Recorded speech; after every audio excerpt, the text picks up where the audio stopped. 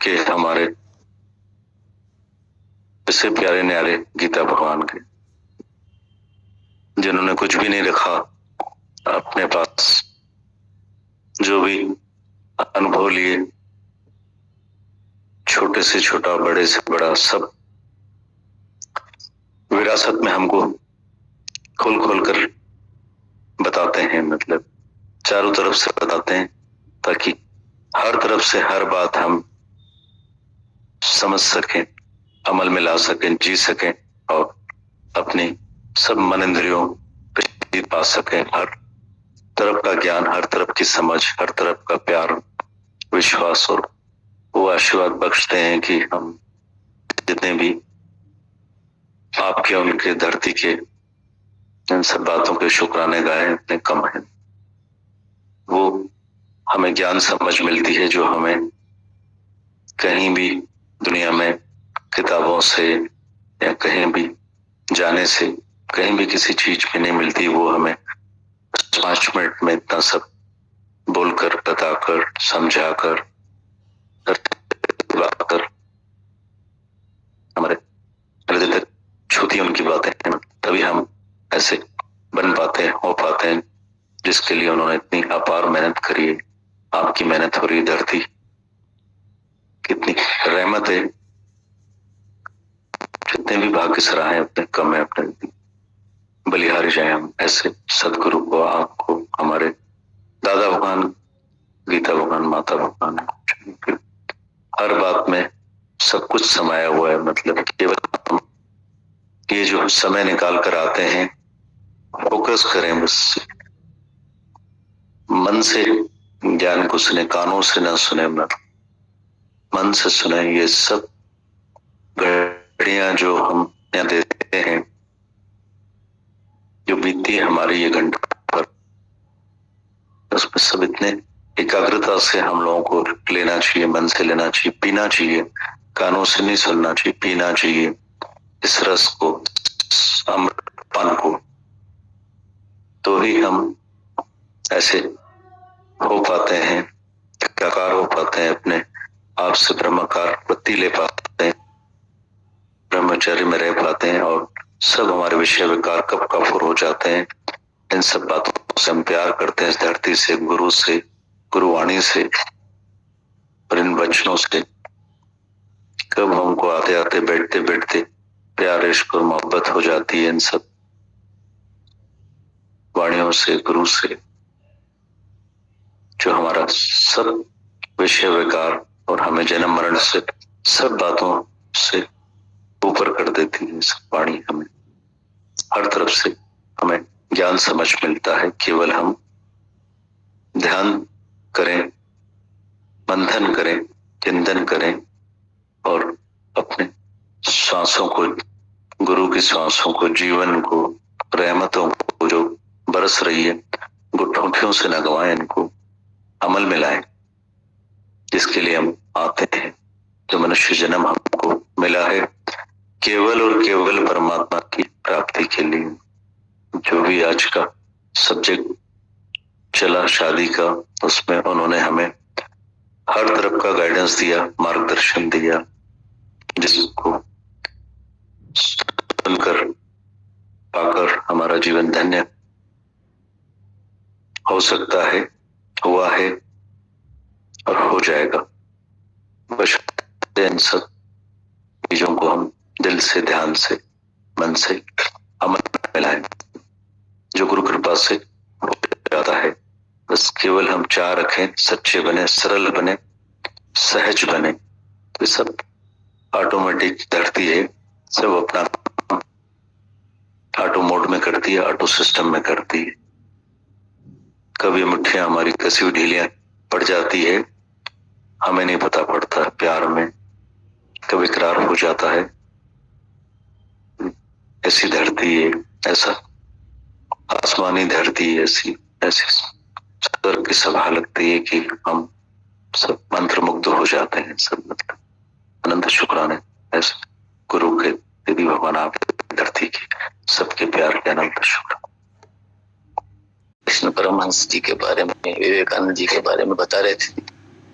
आज स्वामी रामकृष्ण जी क्या कुछ पढ़ते हैं दीदी, उनकी साखी है। एक शूद्र महिला रानी रासमणी ने मंदिर बनवाया। रानी रासमणी ने मंदिर बनवाया। क्योंकि वो शूद्र जाति से थी, उसके मंदिर में कोई ब्राह्मण पूजा करने को राजी नहीं हुआ। रासमणी खुद भी कभी मंदिर में अंदर नहीं गई थी, क्योंकि मंदिर कहीं अपवित्र न हो जाए। दक्षिणेश्वर का विशाल मंदिर उसने बनवाया, लेकिन कोई पुजारी नहीं मिल रहा था पूजा करने के लिए।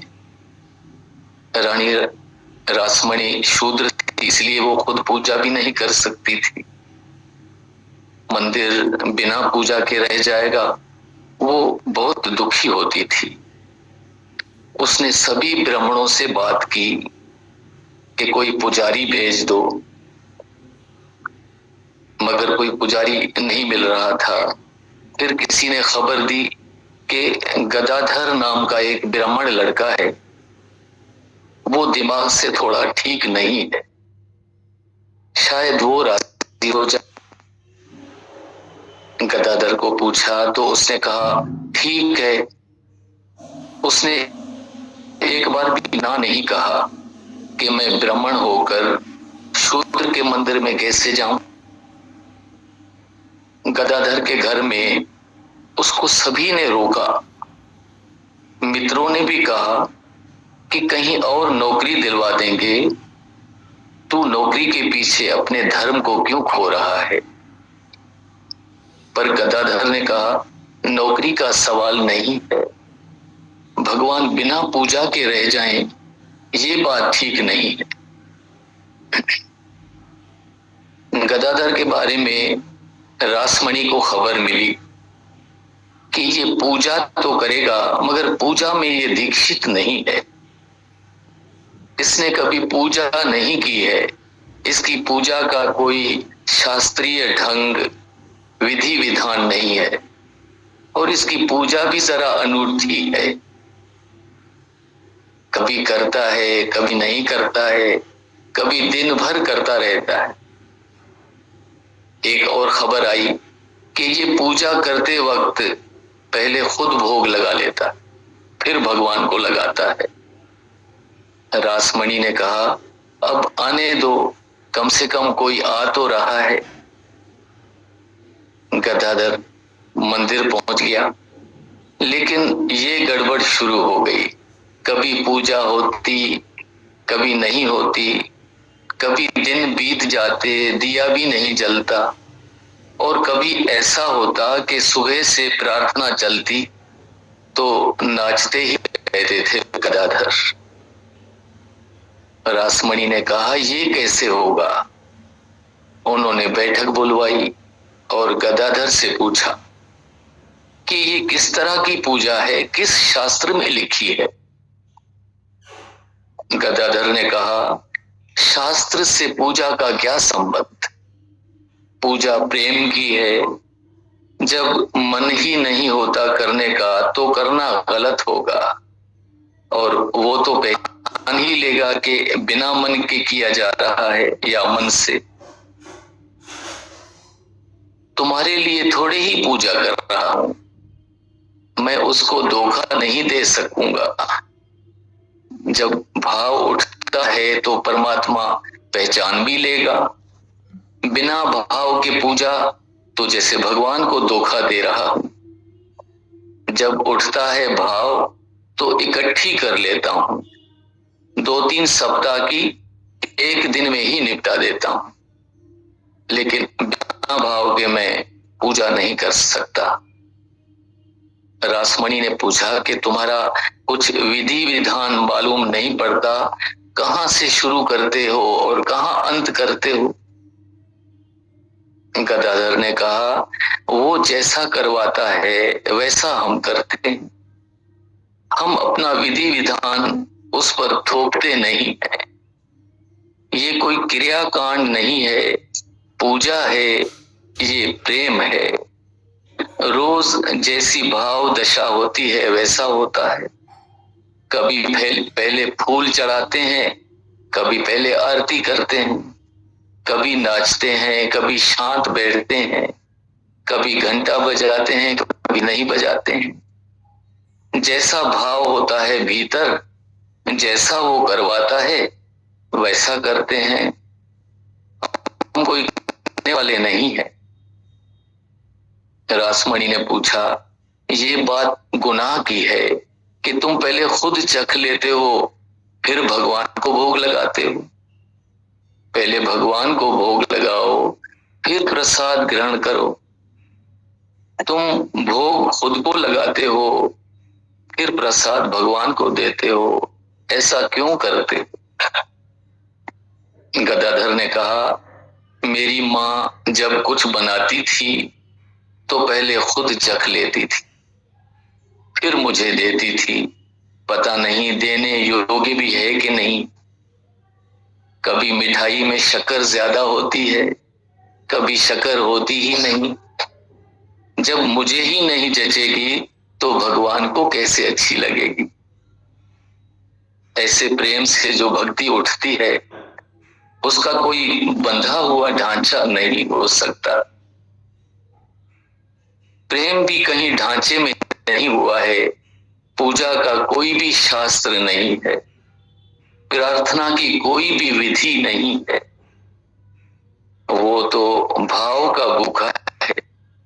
मेरे में जो भाव उठते हैं मैं तो वैसे ही पूजा करूंगा। गदाधर की बात सुनकर रासमणि के पास अब प्रश्न के लिए कोई शब्द ही नहीं थे। ये गदाधर बाद में स्वामी रामकृष्ण जी परमहंस कहलाए। आप स्वामी विवेकानंद जी के गुरु थे। स्वामी रामकृष्ण जी ने बताया कि परमात्मा केवल भाव के भूखे हैं, सच्चे दिल पर साहिब राजी हो जाता है। सुख और दुख हमारे जीवन के अभिन्न अंग हैं, जिनका सिलसिला, जिनका क्रम चलता रहता है। सुख में व्यक्ति जितना खुश होता है, दुख में उतना ही अधीर हो जाता है और अपनी सारी शक्ति लगा के, अपनी सारी एनर्जी लगा के अपने दुख का निवारण करता है। लेकिन संतों का मत कुछ और ही है। स्वामी रामकृष्ण परमहंस जी को गले का कैंसर था। पानी भी भीतर जाना मुश्किल हो गया, भोजन भी जाना मुश्किल हो गया।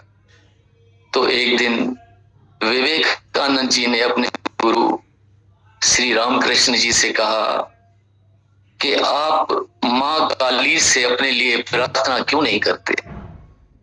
क्षण की बात है, आप मां से कह दें तो गला ठीक हो जाएगा। तो रामकृष्ण जी हंसते रहे और कुछ भी नहीं बोले। एक दिन विवेकानंद जी ने बहुत ही आग्रह किया तो रामकृष्ण जी ने कहा, तू समझता नहीं है रे नरेंद्र। विवेकानंद जी का नाम पहले नरेंद्र नाथ दत्त था। तू समझता नहीं है, जो अपना किया है उसका निपटारा कर लेना जरूरी है, नहीं तो इसके निपटारे के लिए फिर से आना पड़ेगा। तो जो हो रहा है उसे हो जाने देना उचित है, उसमें कोई भी बाधा डालनी उचित नहीं है। तो विवेकानंद जी बोले, इतना ना सही, इतना ही कह दे कम से कम कि गला इस योग्य तो रहे कि जीते जी पानी जा सके, भोजन किया जा सके। हमें बड़ा असहनीय कष्ट होता है आपकी यह दशा देखकर। तो रामकृष्ण जी बोले, आज मैं मां से कहूंगा। जब सुबह उठे तो जोर जोर से हंसने लगे और कहने लगे, आज तो बड़ा मजा आया। तू कहता था ना माँ से कह दो। मैंने कहा माँ से, तो माँ बोली, इस गले से क्या कोई ठेका ले रखा है? दूसरों के गलों से भोजन करने में तुझे क्या तकलीफ? हंसते हुए रामकृष्ण जी बोले, तेरी बातों में आकर माँ के सामने मुझे भी बुद्धू बनना पड़ा। नाहक तू मेरे पीछे पड़ा था। और ये सच्ची बात है, रहे इस गले का क्या ठेका है। तो आज से जब तू भोजन करे, समझना मैं तेरे गले से भोजन कर रहा। फिर रामकृष्ण जी बहुत देर तक हंसते रहे। उस दिन डॉक्टर आए और उन्होंने कहा कि आप हंस रहे हैं और शरीर की अवस्था ऐसी है कि इससे ज्यादा पीड़ा की स्थिति हो ही नहीं सकती। रामकृष्ण जी ने कहा, हंस रहा हूं इसलिए कि मेरी बुद्धि को क्या हो गया था कि मुझे ख्याल ही नहीं आया कि सभी गले मेरे अपने ही हैं। सभी गलों से अब मैं भोजन करूंगा। अब इस एक गले की क्या जिद करनी है? कितनी ही विकट परिस्थिति क्यों ना हो, संत कभी भी अपने लिए कुछ नहीं मांगते। वो रंक को राजा और राजा को रंक बना देते हैं, लेकिन खुद भिक्षुक बने रहते हैं। यही सच्चे संतों का मत है। एक छोटा सा रामकृष्ण जी का और भी था। एक शराबी था, वो स्वामी रामकृष्ण परमहंस जी के पास आता था। उस शराबी की स्वामी जी में बड़ी श्रद्धा थी, बड़ा विश्वास। स्वामी जी के दर्शनों के बिना उसको चैन नहीं पड़ता था, परंतु शराब के बिना भी नहीं रह पाता था। उसके घर वालों ने देखा कि इसकी संत के प्रति अटूट श्रद्धा है, वो इनकी कोई भी बात टालता नहीं है। तो वो स्वामी परमहंस जी के पास गए और कहने लगे कि हमारे घर का एक बंदा जो आपके पास आता है, वो घर का बड़ा है, शराब बहुत पीता है, उसकी ये आदत कृपा करके छुड़ा दीजिए। जब अगले दिन वो आदमी रामकृष्ण जी के पास आया, तो रामकृष्ण जी ने उससे पूछा कि तुम शराब पीते हो? उसने जवाब दिया, जी हाँ, शराब पीता हूं। आगे फिर उस आदमी ने कहा कि गुरुवर, आप आज्ञा करें तो मैं भोजन न खाऊं, पानी ना पीऊं, परंतु शराब नहीं छोड़ सकता। इस पर रामकृष्ण जी ने कहा, ठीक है, तुम शराब मत छोड़ो, तुम शराब पीना, पर पहले काली मां को भोग लगाना, उसके बाद तुम शराब पीना। वो आदमी मान गया, कहने लगा, गुरुजी, मैं अवश्य आपकी आज्ञा का पालन करूंगा। अगली सुबह वो मंदिर में शराब की बोतल छुपा कर ले गया और मां के सामने जाकर कहा, मां, आपके भोग के लिए शराब लाया हूं, आप स्वीकार करें।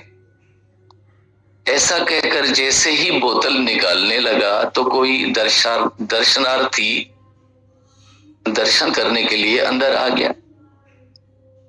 उसने तुरंत वो बोतल छुपा दी। उस आदमी के जाने के बाद फिर से बोतल निकाल रहा था तो कोई दूसरा आ गया। ऐसा करते करते काफी समय बीत गया। ये बोतल निकालता, कोई ना कोई आ जाता।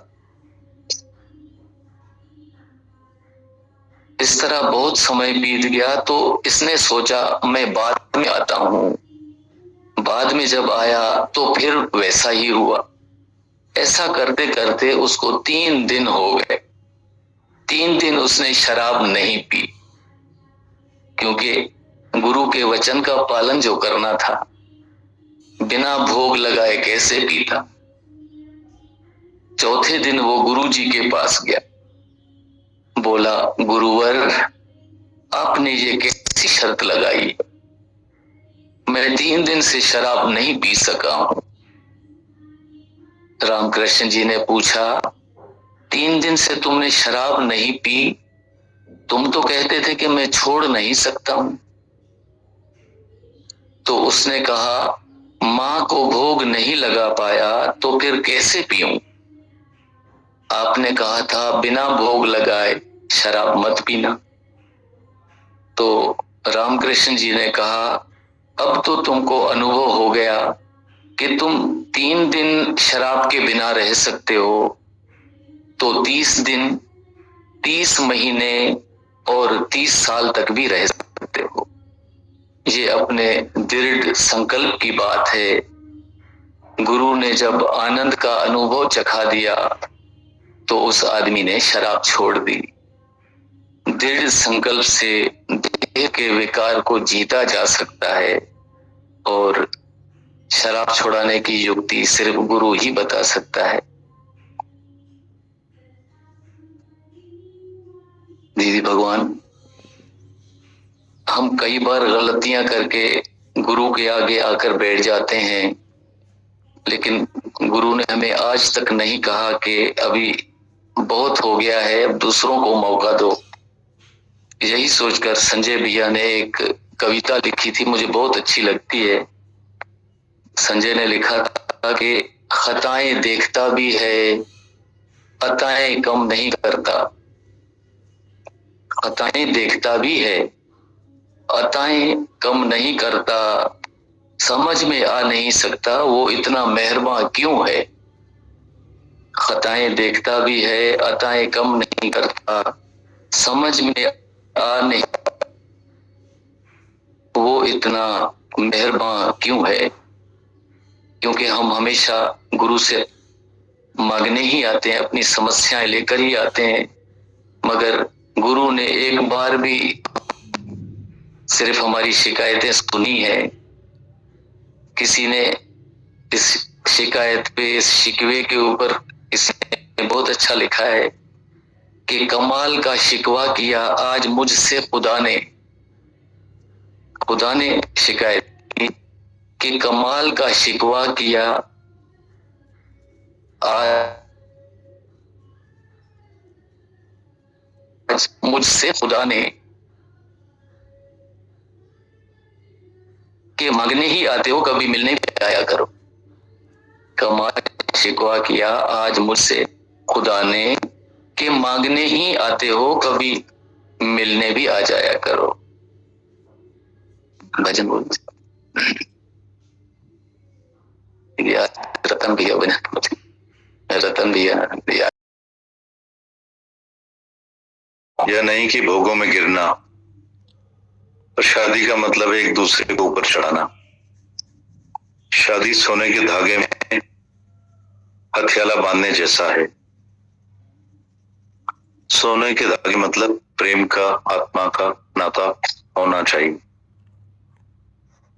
स्त्री और पुरुष का मिलाप इसलिए होता है कि तुम मुझे भगवान की तरफ आगे बढ़ाओ और मैं तुमको भगवान की तरफ ऊपर चढ़ा के चलूं, हम दोनों ऊपर चढ़े। एक नारी वह है जिसने नर को तारा है,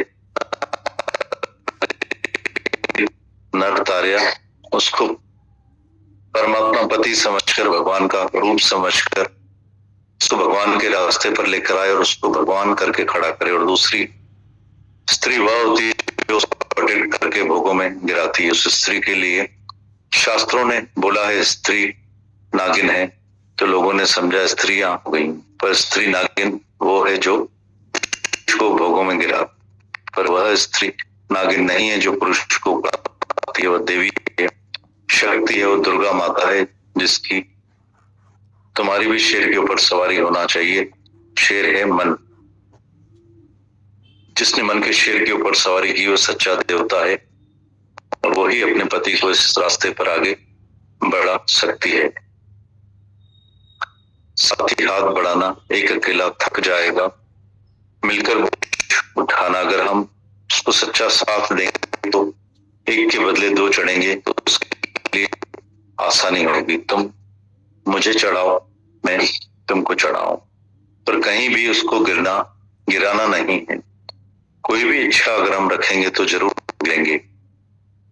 ऐसी तरह से जब हम पहले इस रास्ते पर आते हैं तो हम मोह ममता में, भोग में फंस जाते हैं और समझते हैं कि शादी मतलब भोग, शादी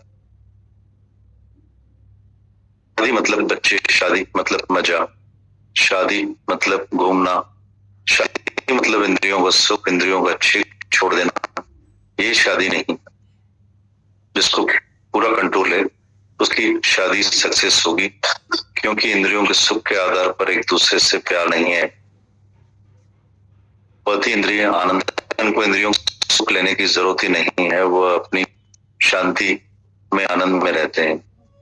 मर्द अपने अंदर में आनंद ढूंढता है और स्त्री अपने अंदर में आनंद ढूंढती है।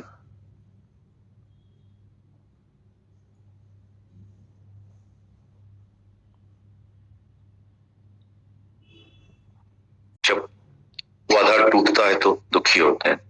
सारी दुनिया में देखा होगा कि क्यों जितनी भी साल उन्होंने शादी की, उन्होंने पति को सच समझा, भोगों को, मजे को, जगत को, बच्चों को सच समझा, बच्चों की इच्छा हुई, भोगों की इच्छा हुई, तो इंद्रियों को ऐसी आदत पड़ गई कि जिस समय अचानक साथ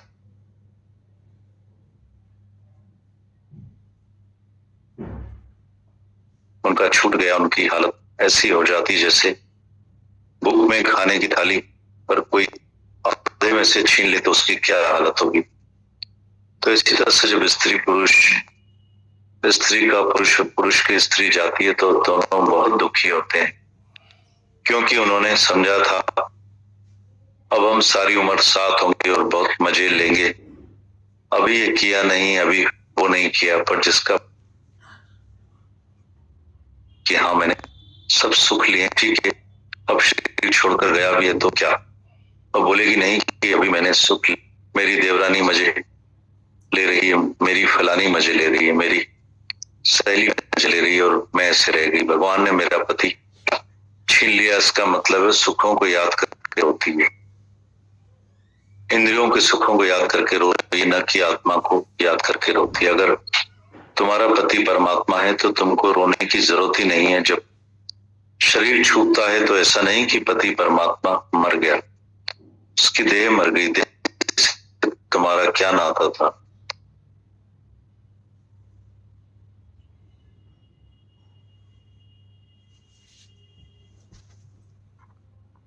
दादा बाबा और माँ ने समझाया, बेटा शादी करो, बाल बच्चे पैदा करो, मजा ले जो। किसी को बच्चा नहीं हो तो डॉक्टर के पास ले जाते हैं कि बच्चा क्यों नहीं हुआ है, और अगर नहीं हुआ है तो प्रालबोध से नहीं हुआ है। भगवान ने भी, सूरी भी 10 बच्चों को जन्म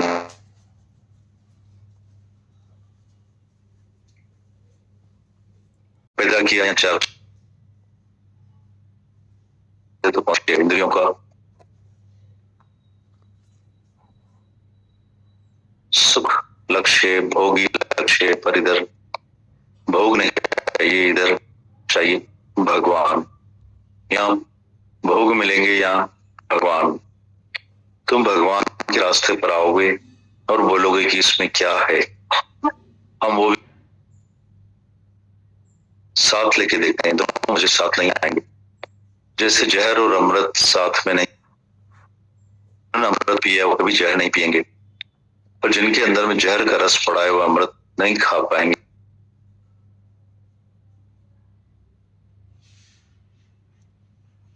जो ऐसा समझते हैं ऐसे मजा, सब तो तुमने देखा है ना। तुम सब जो यहाँ बैठे हो, तुमने सबने क्या नहीं देखा है, तो भी तृप्ति है क्या, शांति है क्या, तुम्हारी इंद्रियां शांत रह सकती हैं। पर तुमको तो अभी भी और इच्छा होती है, इच्छा का छेद इतना बड़ा है जो कभी नाश होने वाला ही नहीं है। तुम्हारी इच्छा, इस इच्छा के कारण जन्म लेंगे। इच्छा मर के शरीर, तुम्हारा शरीर छूट जाएगा पर तुम्हारी इच्छा और वासना नहीं जाएगी। अगर जी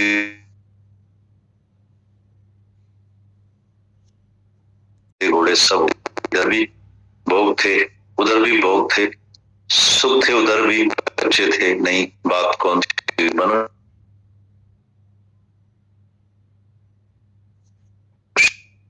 देह में आकर अगर हम लालच करें कि ये सुख है वो सुख लें, तो कौन सी अंदर तक से लेकर हाथी तक सभी को सुख भोग बच्चे सब हैं।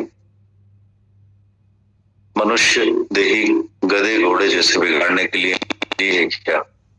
मनुष्य की शादी और कुत्ते कुत्ते की शादी में फर्क नहीं है क्या? मनुष्य शादी करता है सोच समझ कर शादी करे कि मैं जिससे शादी करूं एक को कर रहे हैं, ऐसा नहीं कि बिना समझ के।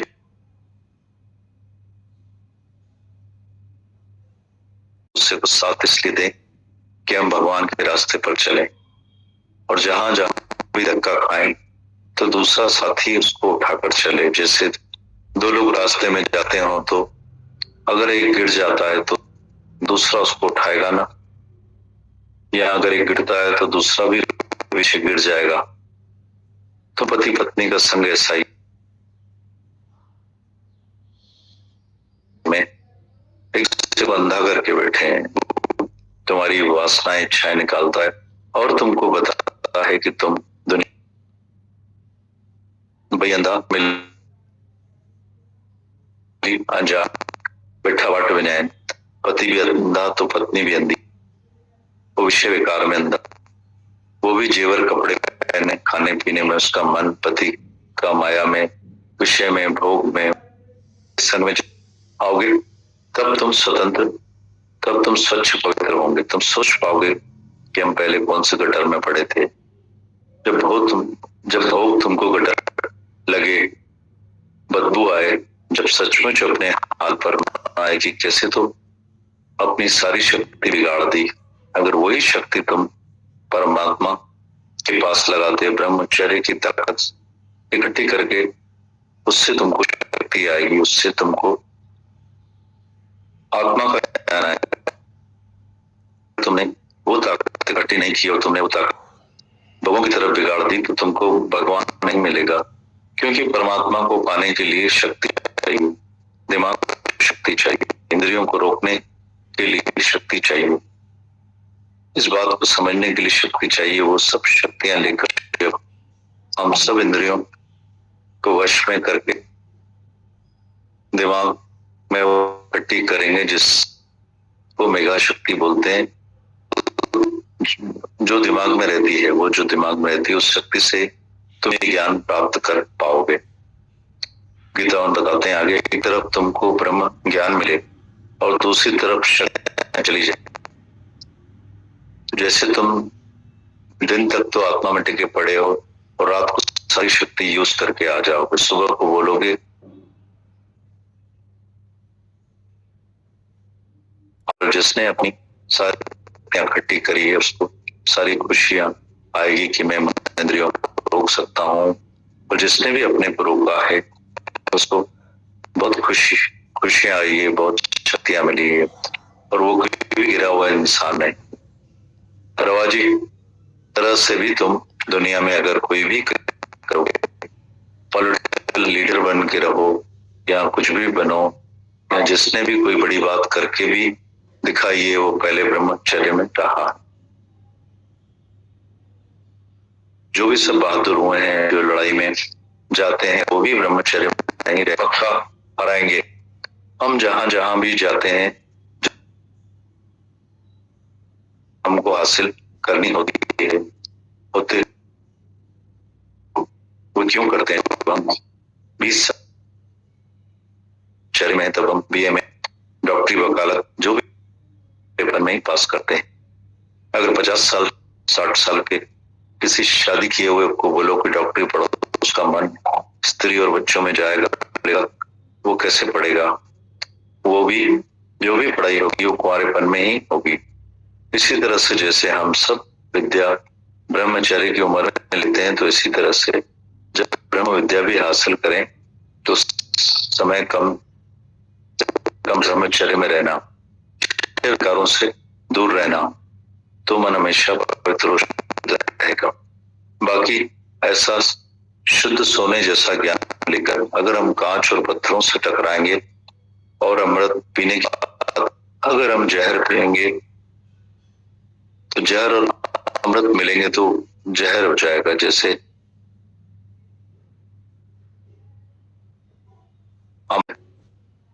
जहर का पैकेट डाल दो तो जहर बाकी अमृत होगा, कोई भी वो अब पी सकता है क्या? इसी तरह से तुम कितना भी ब्रह्म ज्ञान लो, फिर जाकर जहर पियो तो सारा ब्रह्म ज्ञान ही तुम्हारा जाएगा, कभी भी उसको ये ज्ञान पक्का नहीं होगा।